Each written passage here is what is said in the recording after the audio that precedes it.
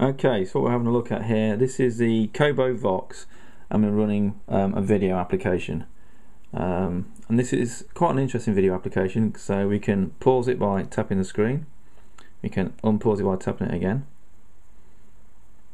we can unmute it by using a gesture, which is you go up the screen.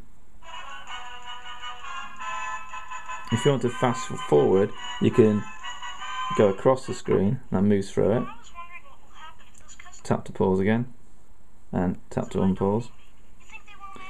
If you want the timeline on, you stroke down, that gives you a timeline. And if when you jump to the next video, press the next video,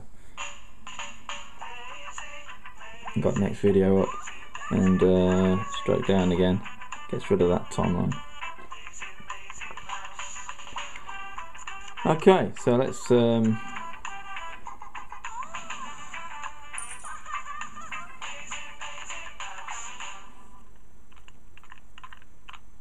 okay, let's jump to, there we go, jump to our list here. So it plays most video tasks. What we're looking at here mainly is MP4As or generic quick times that I've got on here. Got top, cat and whatever.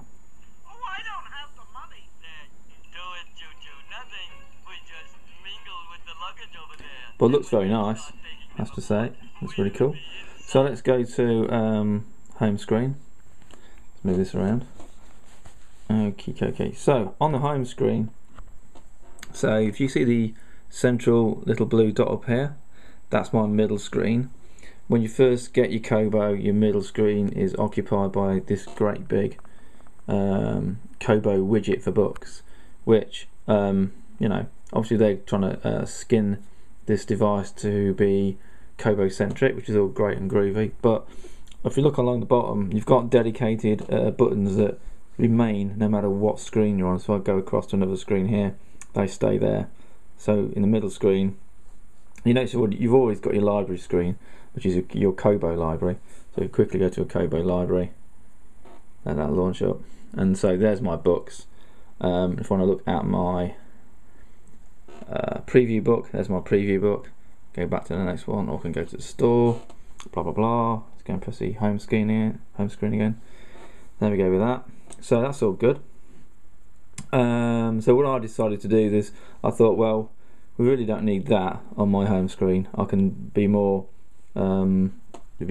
sensible to have the actual app icons that I actually use. So I've got 3 internet browsers here. I've got Opera and Dolphin and the browser. The browser is the one that ships with the Kobo, and then I've tried out Opera and Dolphin as well. So far I prefer Dolphin for internet browsing. We'll look at that on another video. I need to hook up my telephone to get me Wi-Fi access. Videos, this Meridian video player I think is really good, so that's pretty cool. Then below that I've got 3 ebook readers, which is the Kindle and the Nook and the Kobo. So the Kobo is one that's already installed. The Nook, I've gone to find the APK file on the internet, downloaded it, installed that. Same with the Kindle, downloaded that, and then another few things we've got running around here. One, I've got this, hang on a sec, let's just go and mute my internet connection. Good umpiring from Steve Ulrich, because it's very easy for them just to sit in the chair and call the score and just rely on Hawkeye. I think this was a clear mistake. There we go, that's better. That was the tennis kicking off, I don't know why I was doing that. Always good professional videos from me. Your Get Apps thing is here, which is GetJar. This takes you to an internet site. We've got a clock, which all looks sort of great and wonderful. You can put alarms on whenever you want the alarms on or not. We'll go back to home again. So overall I'd say it's quite responsive. It's not like super slick like an iPad, but then again it doesn't cost super money for it either. It's you know, it's cheap and cheerful. Yeah, pretty good. So what else do we want to have a look at then? We can have a look at the wallpapers, I suppose. So if we press the button down here and go wallpapers, Then we've got live wallpapers. Let's show you some live wallpapers. So we've got the water one, which looks great and wonderful. Launch that up. I'll say set wallpaper. Okay, when you put your finger, it'll make a little splash, and you know, it looks good on the demo. I don't think many people would probably use it, but it's there if you want it. And back down here again. Just go to normal wallpapers. We'll go and pick one. Like that one maybe. Let's say set wallpaper. There you go, and there's my wallpaper already set for myself. That's all cool. Yeah, let's have a look then. So back in the Kindle. Yeah, so double tap to get in, zoom in, and hopefully we can get out of this without too much hassle. Yeah, so I would say what we're looking at here is, oh yeah, two things to show you. So while I am in my Kindle application on this Kobo Vox device, it works in both aspect ratio. So in portrait mode, you can see my most recent books. I can see all the books I've got stored on my device, which are down here, and I can see archive, which means which books I have downloaded. Might not have them on my device, but I can go and re-download them if I've got an internet connection, which I currently don't. I'll go back to home again, and when you turn it into landscape mode, it swaps around for you, which is quite nice. Let's go to home. Let's just push the boat and make sure we're not going anything bad. So double click. Let's see if this button still works. We do have issues with this button every now and again. Doesn't seem to want to work, but it's, you know, it's okay today.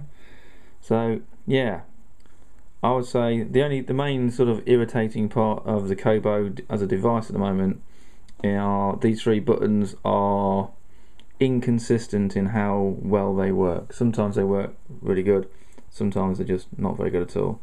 Back to home.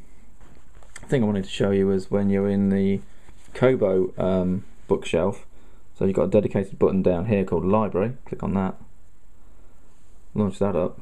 So you get a similar idea. You get a bookshelf to look at, which is sort of similar to how iBooks show their library as well. And you get different bookshelves, and you know, you can make lower them and higher them, whatever. But this is only in portrait mode. If I stick it in landscape mode, it doesn't turn over. It's stuck in portrait mode. So I'm going to imagine that the people at Kobo will add a landscape mode as well. It is all very new and whatever. So we'll let them off for the moment. Back to home. So responsiveness is pretty good. It's not super slick, but like I say, but you know, does the business. Yeah, that might do actually. So the next one we're going to have a look at will be the internet browser. So with that, we'll end that one just there and come back and watch the internet browser. See you in a bit.